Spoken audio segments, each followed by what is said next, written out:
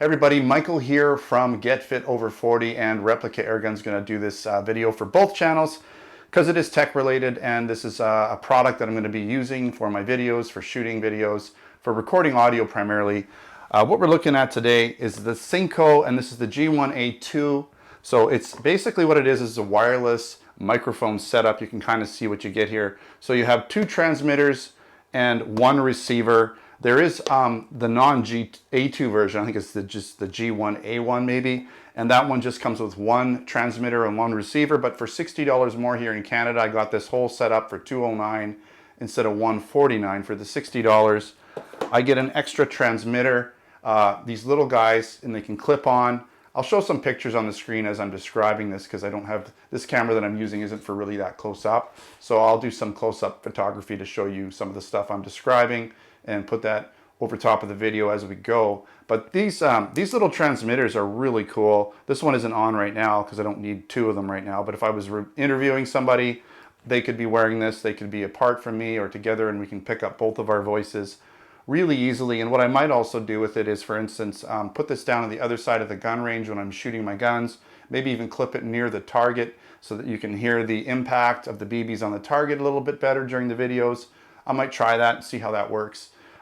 This system is able to record both of these outputs as either mono or stereo, so I could record them as separate tracks. So the left track might be the target track or the other person, right track could be me, right? So there's a lot of options, or I could just record both tracks as a mono track.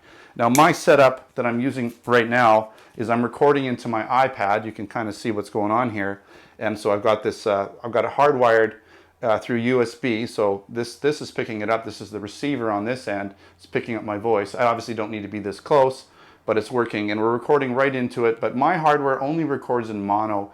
It's a limitation of my USB microphone. I believe it only records in mono. I've tried to get it to work in stereo, and I just haven't been able to do so. So I'm going to try and pick up a different USB input that records in stereo so that I can have a left and a right track and be able to separate that when I'm video editing, and maybe, you know, pull up the volume, bring one volume up, bring one volume down as required. So let's kind of get into, I don't like getting into a lot of specs. I like talking practical, like how am I going to use these devices in real life, and that's what we're going to focus on. But, you know, let's just go over what this kind of is. It's a digital 2.4 gigahertz, one trigger, two wireless microphones. So again, they look the same. They kind of look the same.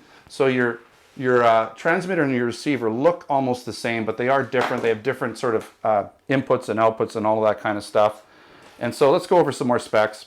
It's rated up to about 50 meters, 164 feet. That's, you know, on a good day, straight line of sight. You might get some little, you know, transmission sort of problems, cutouts part way down there, especially if your body's in the way of the actual transmitter receiver, if it's in between. But if you're facing the camera and the receiver, transmitter receiver are facing each other, you're going to have less. Has a 180 kilohertz low cut, so that's good for pops and maybe wind noise. If it's a windy day, you might want to use that, but it will take a little bit of the bass out of your voice. I might try that here real quick and just do a little quick demo when I go through it.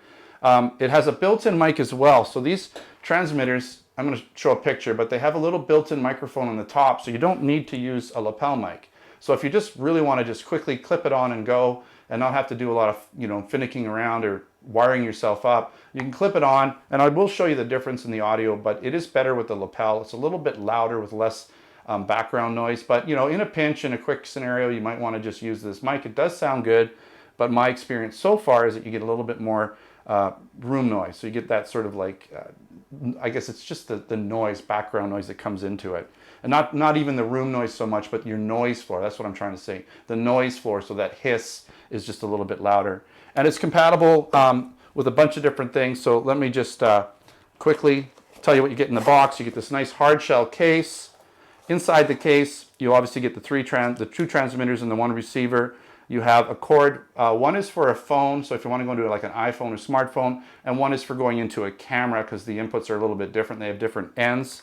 You also get this neat USB-C. It's like a 1 to 3, so you plug it into one output on your wall charger, and you have 3 USB-Cs that you can charge those up all together and not have to use 3 different cables. You've got your dead cat. Well, hold on. You've got your 2 lapel mics. So this is the second lapel mic. I'm wearing one. You have a little reset tool in here. And then you have 2 dead cats, and they just clip on the top like this.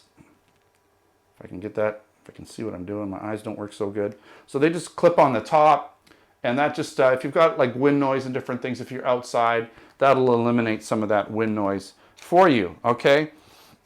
So going over really quickly what's on the transmitters, you have a low cut on the one side, the reset button, and the link button. So they come in the box, they're already linked, you don't need to use that, but you might want to use the cutoff. I'm just going to show you really quickly what the cutoff sounds like. I have to do it on this one. Okay, so we're going to do it. So this is what the cutoff on. So the cutoff is going to reduce a little bit of the bottom end, but it will get rid of pops. So plosives. If there's wind noise again, and if you're speaking right into the mic, you might hear that more. I believe the cutoff is off now. I can't remember. Hopefully it is. Otherwise, we're going to lose a little bottom end. On the other side, you have your actual lapel mic that can go into it. You got your, I guess it's a 1/8 inch, quarter inch. Yeah, it's whatever, 1/8 inch lapel mic, your USB-C, and your power button. Okay. So, and then on the top, you've got your actual microphone.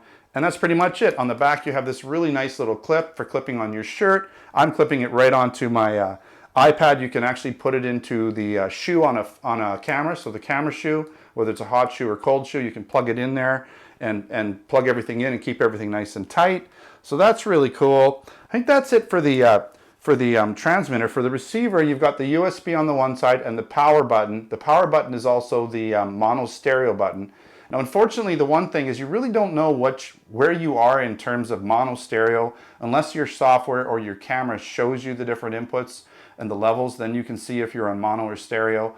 But on the actual devices themselves, you don't know if you're on mono or stereo. So that's a bit of a down. It'd be nice if there was like a button there that showed you when you were in mono or stereo. You do see when you're connected with the little blue light on the front, little blue light, you do have a reset button again. You have the A and the B, so that's for the transmitter A and the transmitter B for the volume. So I'm going to go through that right now. Right now we're using transmitter A because I'm just connected to one.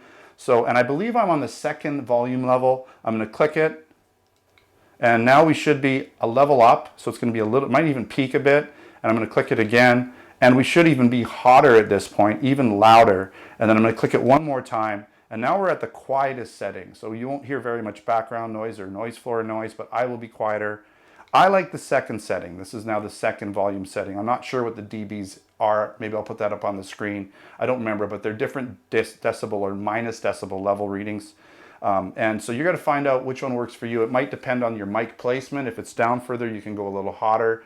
It depends on your voice, how loud your voice is, how excited you get when you speak. If you're getting a lot of clipping or a lot of sort of distortion in the mic, you're definitely going to want to lower that level or increase it if it's not loud enough. So at this point, we're going to try something else. We're going to take out the lapel mic. Okay, so you should have heard a click and everything. And so with the lapel mic off, I'm just using the built-in mic on the transmitter. It sounds pretty good, but you'll notice it's quieter. So I am going to bring it up a little bit here with my volume A. And so it should be a little bit louder. So this is level 3, and I'm thinking that's probably a good level for, at least for my voice with the mic, with the actual transmitter where it is. Now I'm going to put it on the loudest, and so now we're on number 4. But I'm probably going to hear a little bit more noise floor noise, the little hiss. So if I get quiet here, you'll hear it. Okay, so it's more noticeable definitely when you have the lapel mic off. I'm going to go back to number 2, and I'm going to put in the lapel mic because I just like that. I like using lapel mics. I just think they sound a little bit better. Typically, that's kind of what they're for. So we're now recording, I believe, level 2 with the lapel mic, and it should sound pretty good. So one more little quick test I'm going to do. I'm going to put this on my chair. I don't know if you're going to be able to see it. Kinda. Yeah, you can kind of see it. So I'm just going to walk down to the other end of my office, which is like 30 feet down the way. It's a metal office. So now my body's between the transmitter and the receiver. I'm walking away. My body is in the way. I'm walking all the way down to the end, which is about 30 feet away. This is a metal room with all sorts of LED lights. They're actually LED lights in here, so they do cause a bit of interference sometimes. I might be getting some interference. I have experienced interference with other lapel mics or wireless mics for sure.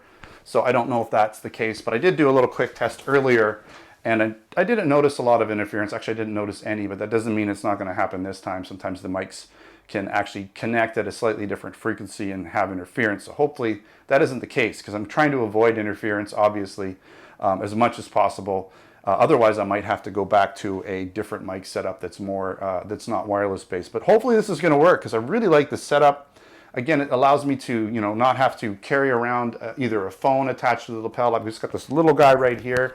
This guy could be in my pocket easily. I don't have to have it hanging out here if I'm using the lapel mic. It's, you know, it's very discreet. It's a nice system. As long as it sounds good and it's reliable, then I'm for sure going to continue using these guys. They're super easy. You just turn them on. One thing that I've noticed is you turn them on, they pair immediately, like within a second. So you don't have any pairing issues. And that's what a lot of people that have reviewed them said, that their pairing is like immediate. It's like they're kind of like super user friendly, almost impossible to screw up. The only thing that I think could maybe screw them up a little bit is if you have the wrong volume level for your device and your voice and where the mic is placed. So definitely look at the settings going into whatever device you're recording into and see what those levels are. So you don't want them going into this red area. You see how that green thing guy's kind of bouncing around, and you can see the wavelength on the screen here looks nice. It's not too high, it's not too low. Otherwise, you know, you can get too much noise or too much volume or whatever. Okay, so I'm gonna do one last little test and wrap this video up. I'm just gonna go outside and do a distance test, okay? So it's not gonna be anything really exciting. I'm probably only gonna go about 75 feet away. I mean, really, honestly, who's going 75, 100 feet away from the microphone? Maybe some people are. I'm never really going to do that. That's just a little test I'm going to do. So I'm going to walk away from the actual camera and the recording device, or the transmitter receiver, the receiver in this case. I'm going to walk away about 75 feet, turn around, and then walk back. So there might be some more cutoffs or cutouts going away, because my body will be between the transmitter and the receiver. But coming back, things should be a little bit better. So let's find out. That's pretty much going to be it, and then I'm going to wrap this video up. So I've got everything set up here, mic's on, camera's on. We're gonna walk again about 75 feet that way, and the transmitter and receiver, my body will be between them. So I'm gonna expect maybe some slight cutouts, especially as we get closer or further away. So let's try this now. And so I'll just keep talking the whole time. It is a bit windy, there might be some wind noise. I'm just using the little foamy that's on the lapel mic. That might cut down a little bit of wind noise, but I can actually feel the wind on me at this point. Still walking. I'm just going to go to the end here, which is the end of the gravel. I don't want to go into the mud. So this is, I'm going to say, a good 65 to 70 feet, maybe 75 feet tops. I don't think I will ever experience being any further away than this.